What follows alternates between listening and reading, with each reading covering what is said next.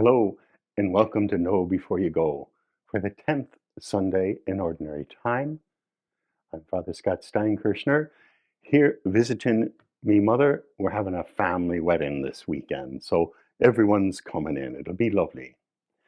We have quite a diverse series of readings today, so I'll deal with each one a wee bit separately because, I'm not giving you a real homily here and know before you go. We try to give you some background so whatever you do get when you go to Mass, you'll have a richer context to understand it with. So the first reading is a classic from Genesis, right after Adam and Eve ate the apple in popular lore, the forbidden fruit from the garden. And Adam is now hiding from God because he knows he's naked. And God says, "Who told you you were naked? You must have eaten from the forbidden fruit." So then the text says, this is what Adam says. "The woman whom you put here with me, she gave me fruit from the tree, and so I ate it." Now the subtext of that is, well, the woman that you put me here, she gave it to me, so I ate it. But you put her here. It's probably your fault, God. It's not my fault. It's her fault or it's your fault. I'm the victim here. I won't make some au courant connections about people blaming their wives these days, but you can make them for yourself, or maybe you'll hear some of those. But so God turns to Eve. "Why'd you do such a thing?" And she answers, again, the text, "The serpent tricked me into it, and so I ate it." Again, it's not my fault. It's that tricky serpent that you put here. So what was I to do? I'm an innocent here, tricked by him. So then God says, well, because you've done these things, the world's going to fall apart. The serpent and the woman, they're going to be fighting at each other. The thing is, everybody was already fighting at each other. That's what we don't think about in the Garden of Eden. But the serpent was already trying to fool the woman, and she was already wondering what her options were and how she could work the system. And the man, no one had to teach him how to blame his wife, so it didn't look like it was his fault, somebody else's fault. Everybody's playing this blame game and working each other. So what we have here when God finally says, look, because you ate of this fruit, is revealing all of the tensions, all of the fighting that was already going on under the surface.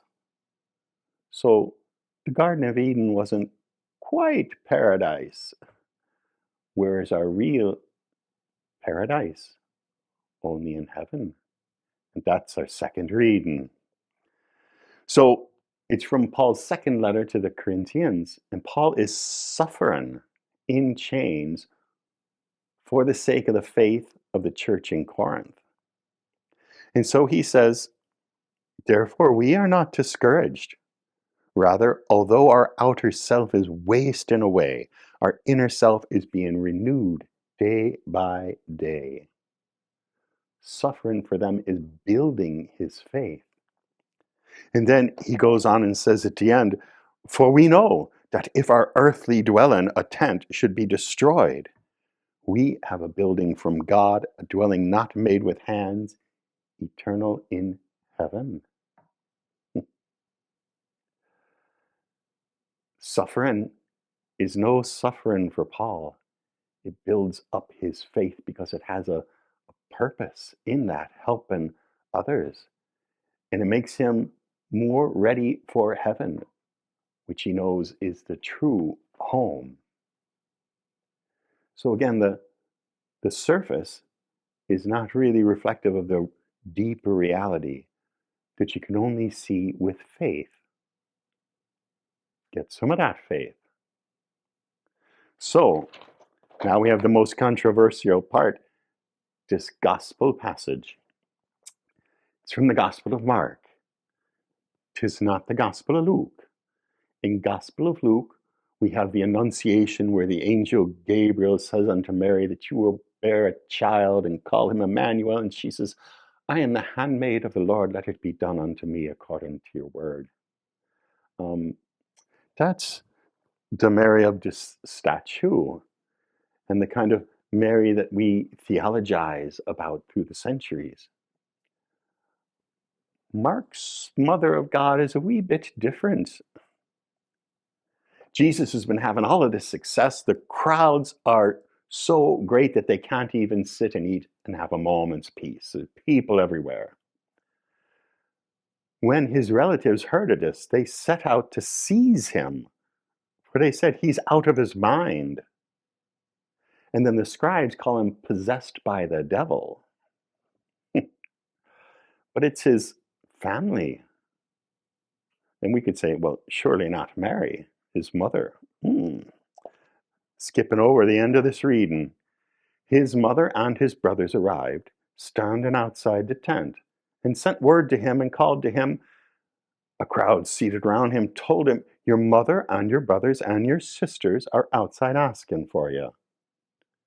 But Jesus said to them in reply, who are my mother and my brothers?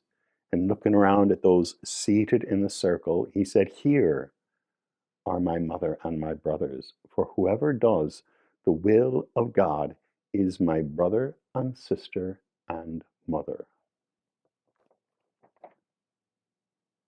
Jesus is really pushing here for a new understanding of family among his disciples. It's not your blood relatives. It's those fellow believers who cast everything in and do the will of God together.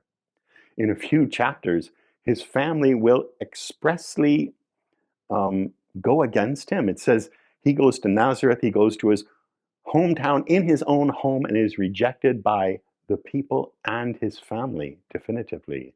In Mark's gospel, Jesus' family rejects him because prophets are always rejected in their hometown. That's what we're told. And Mary is part of rejecting him in Mark's gospel. She, at least in this, thinks he's crazy. Now we know from our tradition that Mary never sinned. Is misunderstanding and rejecting Jesus a sin? I don't think so, because my own mother thinks I'm crazy. Certainly thought I was crazy when I went to join the Dominicans. Was that a sin? Maybe it was just a valid opinion that she had. Good cause to believe it. I don't think it was true, but it could be argued. More importantly, though, the church promotes family values. We hear that all the time. And we see the nuclear family, biological mother, father, and their children as the domestic church, where you first learn faith and values. And that's the basis of society. 'Tis true, but if we're going to hold to that, we need to understand, if we're going to give texts like this its due, that family can be understood differently and validly. That for Jesus, family is not your blood relatives. Family is those who do the will of God with you. So that family is a bit messier and blended. And do we allow that in our thinking about family? Who we call family? Who we protect in society if we're protecting families and giving a good environment for people to live and grow up in? If we're going to be true to the gospel, we got to leave some room for different understandings of family. Now, I think that's what this is saying. I'm not sure you'll get that for your Sunday homily, but it'll be interesting to see, with all the richness of these readings, what you do here and what you take away after that. Think about these things. God bless you.